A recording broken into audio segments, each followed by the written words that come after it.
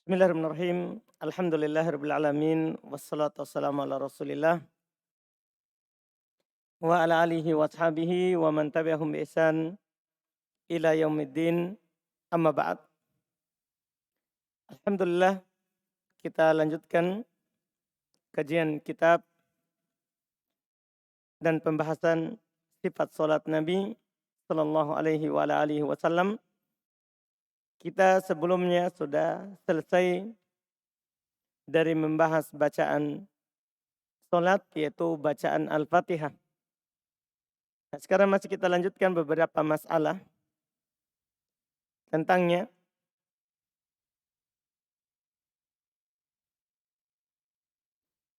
Itu terkait dengan bacaan Al-Fatihah.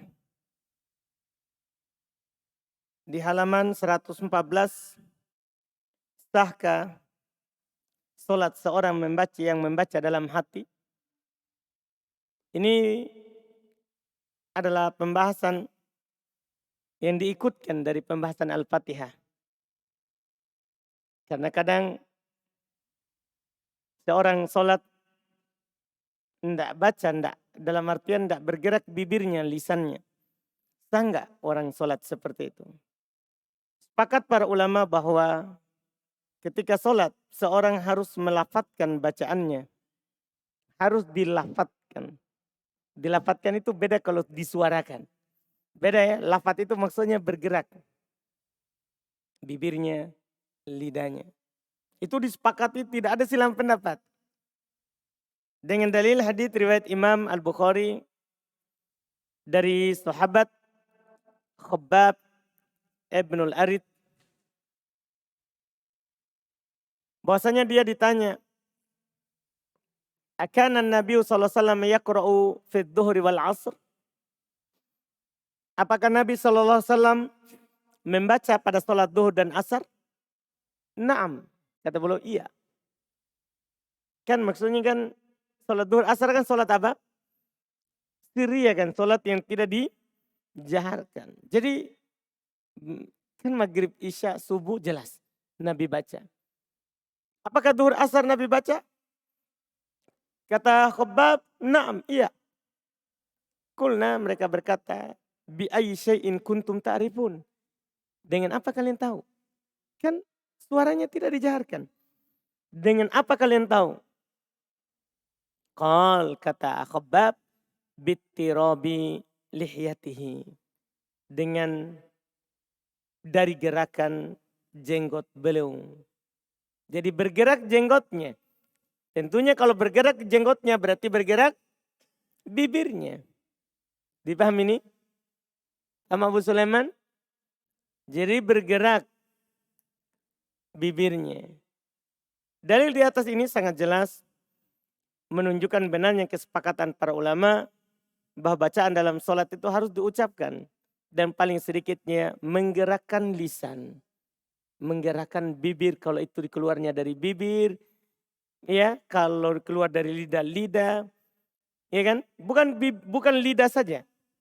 Dan kalau memang keluarnya di bibir, bibir juga tertutup, terbuka. Paham ini kan? Iya. Jadi ini mulutnya tidak terbuka terus. Atau tidak tertutup terus. Tidak. Tergantung hurufnya, lafaz hurufnya. Bahkan dalam mazhab Syafi'iyah mereka lebih keras lagi ya. Karena mereka katakan harus dia perdengarkan dirinya. Harus dia perdengarkan dirinya. Atau perdengarkan orang di sampingnya saja. Itu dalam mazhab Syafi'iyah. Tapi paling sedikitnya adalah dia bergerakan apa? Lidahnya, bibirnya. Itu paling sedikit. Tidak sah sholat dalam hati. Tidak sah sholat kalau bacaannya dalam hati. Dipahami ya? Kemudian pembahasan berikutnya. Masih cabang dari Al-Fatihah juga. Cabang dari pembahasan Al-Fatihah. Yaitu apakah orang yang mendapati imam sedang dalam keadaan ruku dianggap mendapatkan satu rakaat atau tidak? Karena kan kita sudah dengarkan bahwa Nabi SAW bersabda, la sholata liman lam yakro bi fatihatil kitab. Tidak ada solat bagi orang yang tidak membaca Al-Fatihah. Kan begitu kan? Sekarang, apakah makmum yang masbuk mendapati imam dalam keadaan ruku, dia dianggap mendapatkan 1 rakaat atau tidak? Paham pembahasannya nih? Ini pembahasan saya sengaja bentuknya pertanyaan semuanya. Jadi suatu saat kalau antum ditanya masalah sholat 5 waktu, masalah sholat, semua ada di sini. Semua ada di sini. Jadi kalau antum kuasai, antum bisa menjawab pertanyaan seputar sholat. Dan antum bisa tahu pendapatnya siapa. Paham ya? Nah, ini di buku ini kan dibahas secara rinci. Mulai dari takbiratul ihram sampai salam. Semua yang orang pernah tanyakan saya muat di sini. Ya, saya muat di sini. Semua yang orang pertanyakan. Saya masukkan di sini. Masing-masing di babnya. Kalau orang bertanya seputar ruku, ada di ruku. Seputar sujud, ada di sujud. Seputar bacaan Al-Fatihah, ada di bacaan Al-Fatihah. Jadi nanti antum tinggal kembali saja di buku ini. Paham kan? Iya, karena buku ini ditulis ya untuk dijadikan sebagai tempat kembali yang lebih cepat. Kalau kita buka buku-buku yang luas kan lama kita buka. Di mana lagi itu pembahasannya. Kalau sini khusus untuk sholat. Khusus untuk sholat. Adalah masalah ini, ada silang pendapat di kalangan para ulama rahimahumullah. Pendapat pertama, bahwasanya siapa yang mendapatkan imam sedang ruku, kemudian dia bertakbir untuk ruku bersama imam sebelum imam mengangkat kepalanya dari ruku. Sebelum imam mengangkat kepalanya dari ruku, itu syaratnya. Jadi imamnya masih ruku. Dia takbir Allahu Akbar dan dia ruku bersama imam. Ya, maka dia telah mendapatkan 1 rakaat. Maka dia telah mendapatkan 1 rakaat. Dan siapa yang tidak mendapatkan hal itu maka dia telah luput 1 rakaat. Ini pendapat pertama. Ini pendapat mayoritas. Ya. Ini pendapat mayoritas ulama.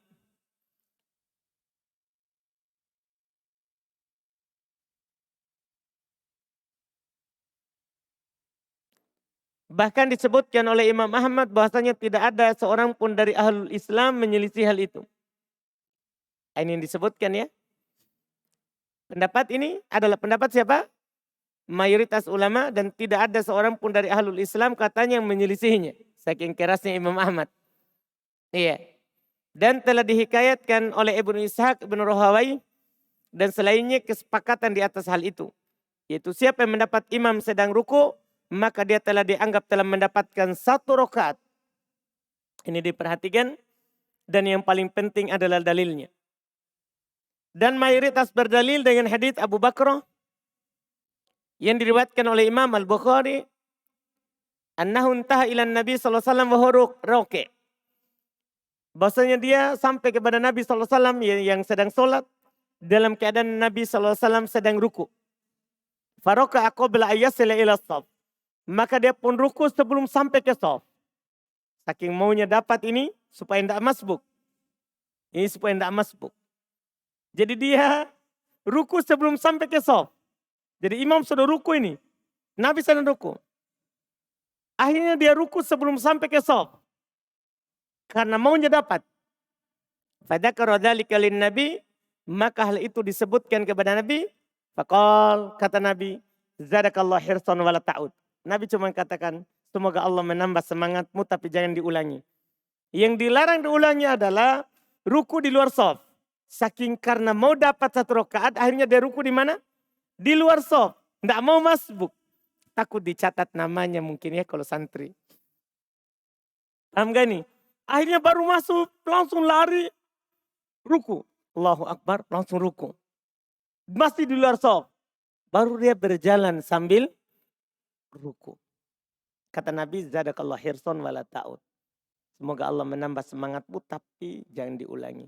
Sisi pendalilannya, Nabi tidak suruh, kamu belum baca Al-Fatihah. Kamu harus tambah 1 rakaat. Kan Nabi tidak suruh. Tidak mungkin Nabi membiarkan yang salah kan? Paham ini? Orang yang salah sholatnya saja sampai 3 kali dia ulangi. Apalagi ini tidak dapat ruku, tidak dapat 1 rakaat. Nabi tidak suruh ulang. Tambah. Tidak. Ini menunjukkan bahwa siapa yang dapat ruku dapat 1 rakaat. Kita lihat pendapat kedua. Sementara pendapat kedua seorang makmum dianggap mendapatkan 1 rakaat jika ia membaca Al-Fatihah. Artinya kalau ruku dia belum membaca Al-Fatihah tidak dianggap dapat. Ini pendapat kedua. Iya. Jika hanya mendapatkan ruku maka tidak dianggap mendapatkan 1 rakaat. Ini pendapat Imam Al-Bukhari, Ibnu Khuzaimah, Ibnu Hibban, dan Ibnu Hazm. Mereka berdalil. Jadi dia menyelisih mayoritas ahli, mayoritas ulama kan. Mereka berdalil dengan hadits Ubadah bin Samit yang diriwayatkan oleh Imam Al-Bukhari dan Imam Muslim. Rasulullah SAW bersabda, la solata liman lam yakro bifatihatil kitab. Tidak ada solat bagi yang tidak baca Al-Fatihah. Ini kan dapat ruku. Otomatis dia tidak baca Al-Fatihah. Maka dia tidak ada solat baginya. Dan dalil yang lain yang menunjukkan wajibnya membaca Al-Fatihah. Yang telah berlalu penyebutannya. Mereka juga mengatakan pendalilan dengan hadits Abu Bakar yang digunakan oleh mayoritas ulama tadi. Dalil tersebut adalah katanya di dalamnya terdapat ihtimal, kemungkinan. Sedikitnya terdapat 3 kemungkinan dalam hadis tersebut. Kata mereka, pertama bisa saja Nabi melarang untuk tergesa-gesa mendatangi sholat. Kedua, kemungkinan Nabi melarang ruku sambil berjalan di belakang shaf. Ketiga, Nabi memberikan larangan untuk mengikuti imam yang sedang ruku. Ini kemungkinan-kemungkinan. Katanya dengan kemungkinan-kemungkinan itu, kata mereka menunjukkan lemahnya pendapat tersebut. Sebab tidak diketahui kemungkinan mana yang lebih kuat. Paham katanya ini? Ini alasan mereka. Sekarang tinggal kita lihat mana pendapat yang kuat. Pendapat yang paling kuat. Pendapat yang paling kuat dari kedua pendapat di atas adalah pendapat yang pertama. Hal tersebut dikarenakan beberapa alasan. Ini alasannya. Kenapa kita pilih pendapat yang pertama, bukan pendapat yang kedua. Hadits yang disebutkan pada pendapat kedua adalah hadits umum. Maksudnya Nabi SAW bersabda, la sholata liman lam yakra bi fatihati Alkitab. Ini hadis apa ini? Umum. Secara umum tidak ada sholat tidak membaca Al-Fatihah. Paham kan? Kemudian kalau dapat ruku itu khusus. Berarti kita katakan asalnya tidak ada sholat bagi yang tidak baca Al-Fatihah. Kecuali mendapatkan ruku. Dianggap dapat. Paham maksudnya? Ini kita mengamalkan 2 hadis. Jadinya mengamalkan 2 hadis. Kalau dapat berdiri harus selesai Al-Fatihahnya baru dianggap. Kalau dapat ruku maka batal Al-Fatihahnya dengan dalil yang kedua. Kalau dapat berdiri harus Al-Fatihah. Dalil hadis Ubadah bin Samit. Kalau dapat ruku dapat 1 rakaat. Kenapa? Dalil hadis Abu Bakar. Berarti kita beramal dengan berapa dalil? 2 dalil. Itu alasan pertama. Kedua, hadis yang disebutkan pada pendapat pertama adalah hadis khusus. Hadis yang disebutkan pada pendapat pertama hadis khusus. Ini tadi yang Anda bilang. Dalam kaidah usul fikih mengatakan dalil khusus itu lebih didahulukan daripada dalil umum. Kalau antum tidak belajar usul fikih tentunya tidak paham apa yang disebutkan ini. Nanti antum akan pelajari di usul fikih. Kalau ada pertentangan 2 dalil. Nah, satu menyatakan seperti ini kasus harus Al-Fatihah. Satunya menyatakan apa? Satunya menyatakan kalau dapat ruku dapat 1 rakaat. Kan begitu kan? Ini 2 dalil bertentangan. Harus Al-Fatihah. Ini boleh tidak Al-Fatihah karena ruku dapat. Kan begitu? Bertentangan. Nah, kalau bertentangan dengan seperti ini, maka langkah awal ada 4 langkah. Ada 4 langkah. Langkah pertama dikompromikan. Langkah kedua ditarjih, dirojikan salah satunya. Langkah kedua adalah nasikh mansuh. Satu dihapus, satunya diamalkan. Langkah ketiga ditarjih, dirojikan. Dipilih mana yang kuat dari 2 dalil. Nah, langkah terakhir tawakuf, diam, jangan ngomong apa-apa. Paham kan? Nah, kalau langkah pertama bisa ditempuh, maka sudah selesai. Kita kompromikan. Asalnya wajib Al-Fatihah. Tapi kalau dapat ruku, maka batal Al-Fatihahnya dan dianggap mendapatkan 1 rakaat. Ini sudah sesuai dengan kaidah berdalil. Ini sudah sesuai dengan kaidah berdalil. Jelas kan? Adapun perkataan mereka bahwa hadits dari Abu Bakar yang mengandung 3 kemungkinan yang melemahkan sisi pendalilan, maka kita katakan bahwa kemungkinan yang paling kuat dari ucapan Nabi SAW, semoga Allah menambah semangatmu dan jangan kamu ulangi, adalah larangan untuk tidak tergesa-gesa saat mendatangi sholat. Paham ini? Ini kan yang Nabi larang adalah karena dia mau dapat 1 rakaat, bahwa dia tergesa-gesa. Sampai apa? Dari mana kita tahu dia tergesa-gesa? Hah? Dari mana kita tahu dia Abu Bakar tergesa-gesa? Karena dia ruku sebelum sholat. Paham ini? Dia ruku sebelum sholat. Sebelum sholat. Adalah larangan untuk tidak tergesa-gesa saat mendatangi sholat. Mengapa kita kuatkan kemungkinan ini? Karena telah datang dalam hadits yang diriwayatkan oleh Imam Al-Bukhari dan Imam Muslim. Jadi semuanya berdasar ya. Maksudnya antum kuatkan sesuatu harus ada alasannya. Tidak boleh sembarang. Saya kuatkan kenapa? Karena ustadku. Tidak boleh. Tidak boleh. Kita tidak diajarkan dalam berdalil seperti itu. Bahkan Imam Syafi'i sendiri dalam madhab Syafi'iyah. Kalau datang dalil itu madhabku. Artinya isyarat bahwa jangan ambil pendapatku. Paham ini? Ambil dalil. Demikian pula Imam Malik. Pendapat Imam Malik, Imam madhab Malikiyah. Kata beliau, kulun yuqbal qawluhu wa yurad. Semuanya bisa ditolak ucapannya dan bisa diambil. Illa sahib hadil kubur. Kecuali pemilik kuburan ini belum menunjuk kuburan Nabi SAW. Hanya Nabi itu tidak bisa ditolak. Paham ini? Semua bisa antum tolak. Yang penting alasannya tidak tepat, antum tolak. Kalau alasannya kuat, itu antum terima. Itu cara. Kita tidak diajarkan untuk fanatik, ta'assub, taklid buta. Taklid buta itu tanpa melihat dalil. Pokoknya kalau dia bilang itu yang benar, itu salah. Tidak boleh begitu. Harus, kenapa dia bilang begitu? Kenapa dia lakukan? Itu penuntut ilmu. Penuntut ilmu itu tidak lihat gerakan badan orang. Oh lihat ustadznya begini langsung dia begitu. Tidak. Penuntut ilmu itu cari tahu kenapa dia lakukan. Karena kita bukan orang awam. Kita tidak dimaafkan kalau hanya taklid tanpa tahu dalilnya. Orang awam boleh. Dia lihat begitu, boleh dia lakukan. Kalau orang awam. Tapi kita penuntut ilmu harus cari tahu. Kenapa bisa? Minimal antum bertanya kepada yang melakukan. Itu kan diajarkan oleh para sahabat. Misalnya Abu Hurairah yang telah lewat bersama kita. Nabi takbir Allahu Akbar. Beliau diam sejenak. Setelah itu baca Al-Fatihah. Abu Hurairah bertanya, ya Rasulullah saya melihat engkau diam antara takbir dengan Al-Fatihah. Apa yang kau baca? Pahami? Jadi kalau kita diajarkan seperti itu. Kalau antum hanya melihat, jangan langsung ikut. Dipahami nih? Tanya dulu.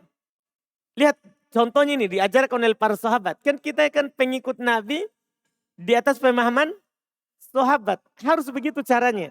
Kalau mau yakin dan mau enak dalam beribadah. Jadi antum melakukan sesuatu, walaupun antum menyelisih orang lain, antum di atas kekuatan dalil. Tapi kalau antum tidak punya itu, maka antum ketika melihat orang melakukan yang berbeda dengan antum, maka antum akan ragu. Wah, saya benar enggak atau tidak? Paham ini? Karena antum tidak punya dalil. Tidak punya dalil. Antum tidak bertanya kepada gurunya antum atau orang yang antum lihat. Bahwa kenapa kamu lakukan itu?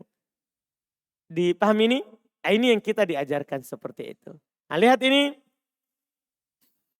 Jadi kan kata mereka tadi kan ada 3 kemungkinan. Mungkin saja Nabi melarang tergesa-gesa. Mungkin saja Nabi melarang ruku sambil berjalan. Mungkin saja ya Nabi memberikan larangan untuk mengikuti imam yang sedang ruku. Tidak mungkin ini. Kemungkinan ketiga tidak mungkin. Karena Nabi SAW katakan idza ataitumus shalah wa ma adraktum fasallu. Kalau kalian datangi salat apa yang kalian dapati langsung salat. Masa dilarang ikut sedang ruku? Masa harus tunggu berdiri dulu? Masa dilarang ikut langsung sujud? Tunggu berdiri dulu, kita berdiri dulu sampai dia berdiri? Enggak. Salah.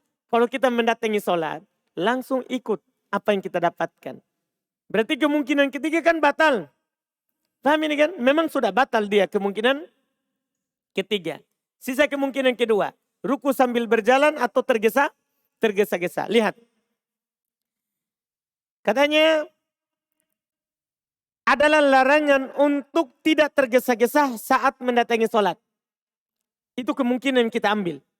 Mengapa kita kuatkan kemungkinan ini?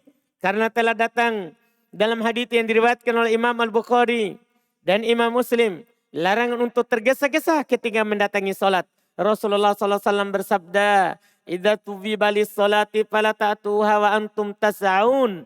Wa'tuha wa alaikumus sakinah. Fama adraktum fasallu wa ma fatakum fa'atimmu." Lihat.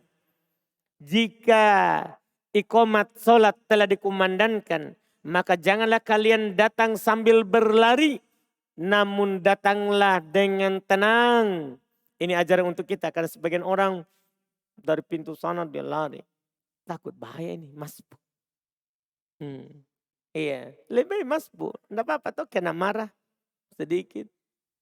Paham kan? Daripada kita melanggar syariat. Iya. Kata Nabi, jangan kalian mendatanginya dalam keadaan kalian sambil berlari. Namun datanglah dengan tenang. Datanglah dengan tenang. Apa yang kalian dapatkan dari sholat maka ikutilah. Dan apa yang kalian tertinggal maka sempurnakanlah. Jadi apa yang kalian dapat langsung ikut. Di sini juga banyak kesalahan orang. Kalau dia dapat imam sedang ruku atau sedang sujud. Dia enggak langsung takbir Allahu Akbar dan sujud. Enggak. Itu kesalahan. Langsung lakukan. Kan kita butuh itu sujudnya. Kan satu kali sujud satu derajat naik, satu kesalahan dihapus. Masa kita mau sia-siakan? Iya tak? Tidak boleh kita sia-siakan. Langsung, apalagi ini kata Nabi, langsung ikuti. Dan yang tertinggal, tinggal disempurnakan setelahnya. Ini hadis riwayat Bukhari, Muslim. Inilah yang membuat kita pilih pendapat yang pertama. Apalagi itu pendapat mayoritas. Rata-rata keumuman dari madhab fikih, mayoritas itu kuat. Karena banyak orang yang memikirkannya dan yang berdalil dengannya. Walaupun tidak mutlak. Walaupun tidak mutlak. Cuman kebanyakan mayoritas itu kuat. Amin. Ini dari masalah ini alhamdulillah. Kemudian berikutnya. Pembahasan masih terkait dengan Al-Fatihah. Yaitu pembahasan tentang ucapan amin setelah membaca surat Al-Fatihah. Masalah pertama, apakah disyariatkan membaca amin bagi imam, makmum, atau orang yang sholat sendiri? Imam, makmum, atau orang yang sholat sendiri. Pertama, sepakat para ulama, bahasanya imam, makmum, dan orang yang sholat sendiri, semuanya mengucapkan amin dalam sholat sirriyah. Ingat-ingat, semuanya ini, imam, makmum, sendiri. Dalam sholat sirriyah atau sholat sirriyah, sholat yang tidak dijaharkan bacaannya. Itu sepakat dia mengucapkan amin. Dia mengucapkan amin. Adapun pada sholat jahriyah, sholat yang tidak dikeraskan bacaannya. Ya, sholat yang dikeraskan bacaannya. Maka berselisih para ulama tentang hukumnya. Berselisih tentang hukumnya. Adapun hukumnya bagi imam. Sholat. Bagi imam sholat. Maka mereka berselisih ke dalam dua pendapat. Pendapat pertama, imam tidak mengucapkan amin. Jadi dia hanya mengucapkan ghairil maghdubi alaihim waladdallin. Itu tidak ucapkan apa? Amin. Amin ini. Bagi imam. Ini pendapat pertama. Ini pendapat Imam Malik. Dan sekelompok dari pengikutnya. Mereka berdalil dengan hadits Abu Hurairah. Yang diriwayatkan oleh Imam Al-Bukhari. Dan Imam Muslim. Bahasanya Nabi SAW bersabda. Idza qala al-imam. Apabila imam mengatakan. Ghairil maghdubi alaihim waladdallin. Faqulu amin. Lihat. Kalau imam mengatakan ghairil maghdubi alaihim waladdallin, maka kalian ucapkanlah amin. Maka kalian ucapkanlah amin. Iya. Jadi kalau dia bilang waladhdallin, ucapkanlah amin. Fa innahu man wafaqa qauluhu qaulal malaikati ghufira lahu ma taqaddama min dzambihi.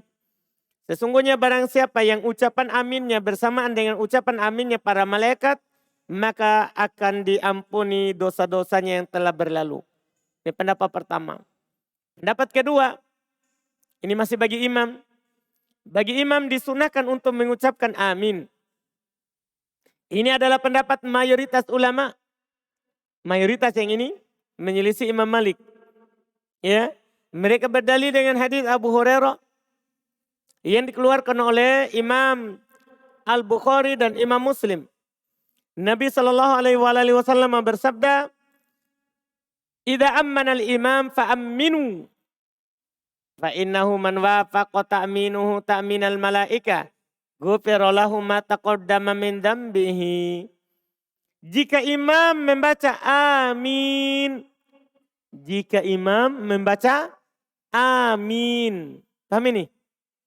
Ini kata Nabi. Idza ammanal imam. Jika imam mengucapkan apa? Amin. Paham? Berarti imam mengucapkan amin. Kan Nabi bilang. Jika imam mengucapkan amin. Maka fa'aminu. Maka aminkanlah. Ucapkanlah juga amin. Sesungguhnya siapa yang bersesuaian bacaan aminnya bersamaan dengan bacaan malaikat, maka dosa-dosanya yang telah berlalu akan diampuni. Dari dua pendapat ini mana yang benar? Dari dua pendapat di atas, maka yang benarnya adalah pendapat kedua, yaitu pendapat mayoritas ulama. Karena dalil pendapat pertama mutlak. Mutlak, tahu mutlak? Dibilang idza qala al-imam ghairil maghdubi alaihim waladdallin. Ucapkanlah amin. Belum tentu imam dah ucapkan. Tapi maksudnya adalah kan boleh bersamaan. Kalau imam mengucapkan ghairil maghdubi alaihim waladdallin, ucapkan apa? Amin. Tidak ada dibilang, imam tidak bilang. Kan begitu kan? Kan mutlak. Yang penting dia ucapkan waladdallin, kalian ucapkan apa? Amin. Apakah ada disinggung imam dah amin? Kan tidak. Makanya itu hadis mutlak, belum tentu tidak amin imamnya. Tapi kalau dia sudah bilang waladdallin, kalian sudah bisa mulai amin. Dipahami ini? Sudah bisa. Sementara, ya, karena dalil pendapat pertama mutlak. Pendapat kedua khusus, sama. Ini mutlak sama khusus sama. Iya, jelas ya? Muqayyad. Nanti juga ini istilah usul fikih. Apa itu mutlak, apa itu khusus. Terdapat penyebutan kalau imam mengucapkan amin. Ini masalah pertama. Ya, berarti makmum ya otomatis membaca apa? Amin kan di jahriyah. Ya kan yang diperselisihkan adalah siapa? Kan imam. Adapun makmumnya di dua hadis ini semuanya baca apa? Amin. Terus membaca amin bagi makmum. Walaupun sudah jelas tadi itu dalil-dalilnya. Tidak ada silang pendapat disyariatkan bagi makmum. Yang diperselisihkan adalah hukumnya, wajib atau sunnah. Kalau disyariatkan, makmum harus baca. Makmum baca, tapi wajib gak atau sunnah? Nah ini di sini dibahas. Ya, terdapat silang pendapat di kalangan para ulama tentang hal tersebut. Hukum baca amin bagi makmum. Pendapat pertama disunahkan bagi makmum untuk membaca amin. Disunahkan bagi makmum untuk membaca amin. Ini adalah pendapat mayoritas ulama. Mereka bilang disunahkan. Mereka berdalil dengan hadits yang telah lewat. Dalam hadits Abu Hurairah yang diriwayatkan oleh Imam Al-Bukhari dan Imam Muslim. Bahasanya Nabi SAW bersabda, "Idza qala al-imam ghairil maghdubi alaihim waladdallin, faqulu amin." Maka ucapkanlah apa? Amin. Juga ada hadits Abu Hurairah yang dikeluarkan oleh Imam Al-Bukhari dan Imam Muslim sama tadi. Idza ammanal imam fa'amminu. Ya, jika imam aminkan maka aminkanlah. Pendapat kedua di halaman 121 bahwasanya diwajibkan. Ini bedanya. Pertama sunnah, yang kedua ini apa? Diwajibkan. bagi makmum untuk mengucapkan amin. Ini pendapat Ibnu Hazm, ya, menyelisih mayoritas. Dalil beliau adalah dengan hadits yang disebutkan dalam pendapat pertama. Kan pendapat pertama kan ada perintah kan? Fa'aminu. Idza qala al-imam ghairil maghdubi alaihim waladdallin faqulu amin. Perintah. Faqulu amin. Iya kan? Ada perintah. Mana yang kuat dari dua pendapat ini? Pendapat yang kuat dalam masalah ini adalah pendapat kedua. Bayangkan. Jadi ini saya bilang tadi, tidak harus mayoritas antum kuatkan. Bisa antum kuatkan selain apa? Mayoritas. Karena kita berjalan sesuai dengan apa? Dalil. Kenapa bisa pendapat kuat? Yang kedua. Lihat. Karena Nabi SAW memerintahkannya. Dan tidak ada dalil yang memalingkan perintah tersebut menjadi sunnah. Kan kaidahnya kan asal dalam perintah apa? Wajib. Kita bisa mengatakan perintah ini tidak wajib kalau ada dalil yang memalingkannya. Jelas? Nah ini tidak ada dalil yang memalingkannya.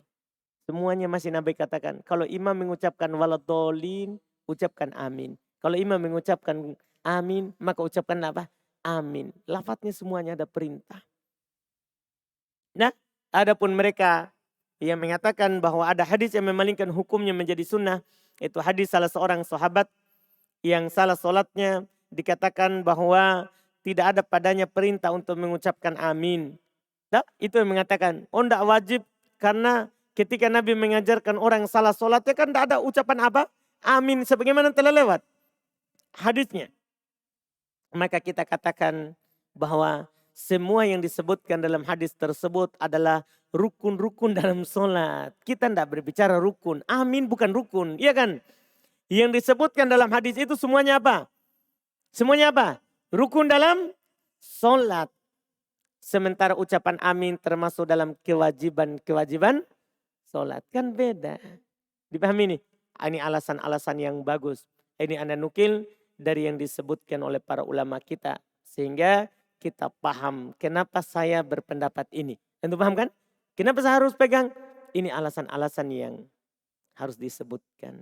Kan ada juga sebagian menulis buku kan tidak dikatakan. Ini sunnah begini, wajib begini, rukun begini. Dah.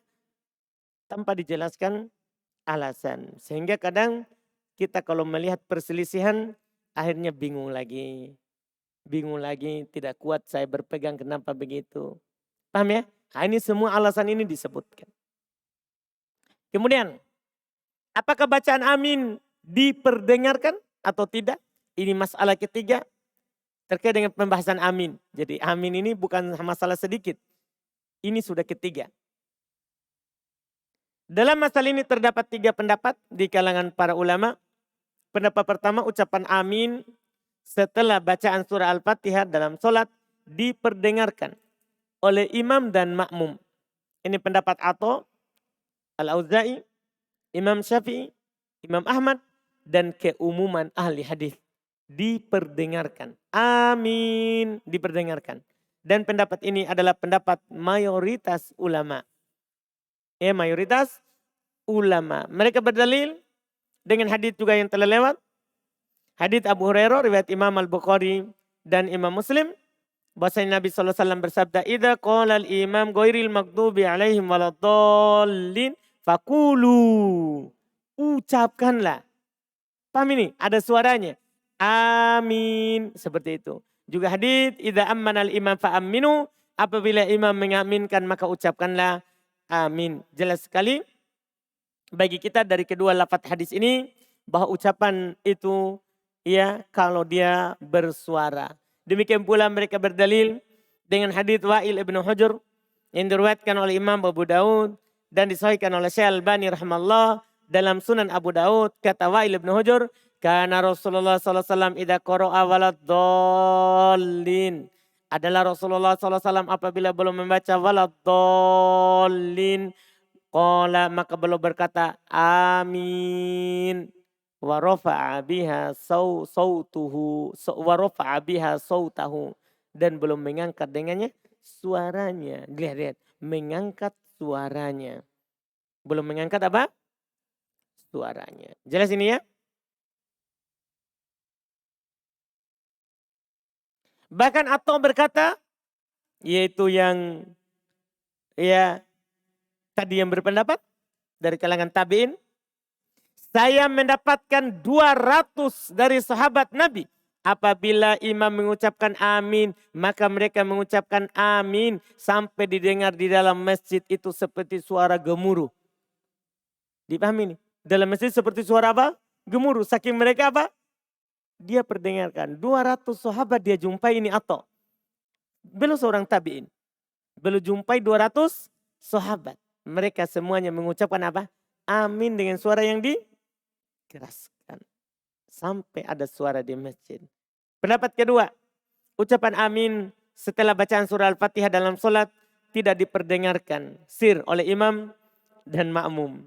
Jadi alias sepi. Dipahami nih? Masjidnya sepi, tidak ada amin. Ini katanya pendapat Al-Hasan Al-Basri, An-Nakhai, At-Tawri, Imam Malik dan Imam Abu Hanifah serta pengikutnya Abu Hanifah. Serta pengikutnya. Mereka berdalil dengan riwayat Syu'bah dari Wa'il ibn Hujur. Ya, dari Wa'il ibn Hujur. Dalam riwayat Imam At-Tirmidzi dengan lafaz karena Rasulullah sallallahu alaihi wasallam idza qara'a walad dhalin, adalah Nabi sallallahu alaihi wasallam kalau membaca walad dhalin qala amin, belum berkata amin tapi wa khafadha bihi sautahu. Nabi rendahkan suaranya. Jadi qala amin tapi Nabi rendahkan apa? Suaranya. Ini lafaz. Akan tetapi hadis ini dengan lafaz ini dihukumi oleh ahli hadis bahwasanya dia hadis yang termasuk dari kesalahan Syu'bah. Kesalahan dalam meriwayatkannya. Hal ini sebagaimana yang disebutkan oleh Imam Al-Bukhari, Abu Zur'ah, At-Tirmidzi, Ad-Darqutni, Al-Baihaqi, Ibnu Qattan dan selain dari mereka. Jadi yang menyalakannya bukan orang sembarang juga. Yang menyalakannya adalah Imam Al-Bukhari dan yang lainnya. Yang lainnya. Bahkan Syekh Albani berkata dalam kitab Sifat Salat Nabi, ya engkau telah mengetahui bahwasannya itu adalah riwayat yang salah. Nah, riwayat yang mengatakan wa qafadha bihi sautu, riwayat yang salah. Iya, menyelisihi orang-orang yang lebih hafal darinya dan lebih banyak jumlahnya. Otomatis berarti pendapat kedua lemah karena dalil lemah. Pendapat ketiga, imam tidak memperdengarkan ucapan amin sedangkan makmum memperdengarkan ucapan aminnya. Ini pendapat Imam Syafi'i dalam satu riwayat. Artinya dia bedakan antara imam dan makmum.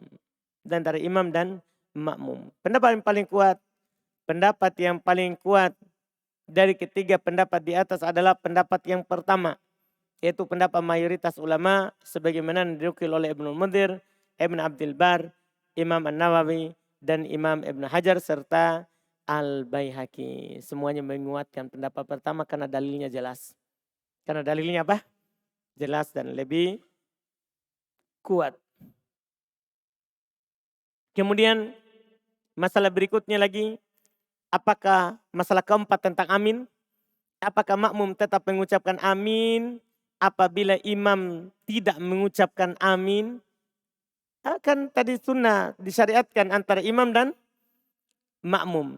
Tapi kalau imam tidak bilang amin, makmum ucapkan enggak? Paham pertanyaannya? Paham ini pertanyaan? Apakah makmum ucapkan? Situ ada saya bilang apabila imam tidak mengucapkan amin. Amin. Maka makmum tetap diwajibkan untuk mengucapkan amin. Ini berdasarkan hadits Abu Hurairah yang diriwayatkan oleh Imam Al-Bukhari dan Imam Muslim. Lihat hadisnya sama terus ya. Kan ini masalah amin. Cuman lain masalah yang ditanyakan. Hadisnya sama jawabannya. Katanya idza qala al-imam ghairil maghdubi alaihim waladdallin faqulu amin, kan begitu kan? Apabila imam mengucapkan ghairil maghdubi alaihim waladdallin maka ucapkanlah apa? Amin. Paham kan? Ini sangat jelas. Iya. Kata Imam Nawawi, adapun jikalau imam tidak mengucapkan amin, maka tetap dianjurkan bagi makmum untuk mengucapkan amin dengan dijaharkan tanpa ada silang pendapat dalam masalah ini. Lihat. Imam Nawawi menukil tanpa ada silang pendapat dalam masalah ini. Sebagaimana dijelaskan oleh Imam Syafi'i sendiri dalam kitab dan mereka sepakat atasnya supaya imam mendengarkannya dan mengucapkannya. Jadi ini sekaligus mengingatkan imam. Jadi ketika imam doa ghairil maghdubi alaihim waladdallin dia tidak ucapkan. Ketika makmum ucapkan amin maka imam juga akan teringat. Oh, imam juga harus ucapkan, sunnah mengucapkannya. Dipahami ini? Nah, ini yang disebutkan. Terakhir, bentuk lafaz amin. Bentuk lafaz amin. Terdapat 4 lafaz dalam mengucapkan amin. Paham ya? Ada 4 lafaz dalam mengucapkan amin. Semuanya boleh. Sebagian orang bodoh buat poster 4 ucapan amin dan katanya hati-hati salah mengucapkan. 4 itu katanya artinya berbeda-beda. Tidak berbeda karena ini 4 lafaz boleh. Kita saja yang membedakan artinya. Pertama, bacaannya amin, amin, amin. Dibaca dengan dipanjangkan hamzanya. Kemudian mimnya diringankan, tidak tasdid, yakni tidak ditekan. Dibaca amin, bukan bukan. Tapi amin, amin. Paham ya? Mimnya tidak tasdid, hamzanya panjang. Amin. Pertama. Kedua, amin. Hamzanya dibaca pendek. Amin. Dan mimnya tidak ditasdid. Tidak ditekan. Amin. Amin. Boleh. Dipahami ini? Amin. Dibaca begitu. Jelas? 3. Amin. Bacanya tulisannya masih sama. Boleh dibaca dipanjangkan hamzanya. Dan mimnya diringankan. Dengan imalah. Panjang hamzanya, mimnya diringankan dan disertai dengan suara imalah. Apa itu suara imalah? Yaitu digabungkan antara suara fathah dan kasroh. Di tengah-tengah. Gabung antara suara fathah dan kasroh. Yang jika didengar maka seakan-akan berbunyi seperti vokal lafaz E. Sehingga seakan-akan dibaca amin, amin, amin. Tidak jelas fathah, tidak jelas kasroh. Di tengahnya. Amin. Bukan min. Min. Paham ini? Amin. Itu ketiga. Keempat. Amin. Dipanjangkan hamzanya bersamaan dengan mim yang ditasdid. Mimnya tasdid. Amin. Mimnya. Amin. Paham ini? Mimnya di tasdid. Jelas ini? Semua ini dinukil oleh Imam Nawawi rahimahullah ta'ala. Boleh dibaca. Paham ya? Bisa dilihat kitab Al-Majmu' karangannya Al-Nawawi dan Al-Fatih karangannya Ibnu Rajab. Maksudnya ini dijelaskan oleh ulama kita. Sebagian orang kalau bicara amin itu lain artinya katanya. Enggak, semua ini terjemahannya istajib. Kabulkanlah. Kabulkanlah. Ini alhamdulillah selesai pembahasan Al-Fatihah. Berikutnya bacaan setelah surat Al-Fatihah. Ini kita ambil di pertemuan nanti lagi. Di pertemuan berikutnya.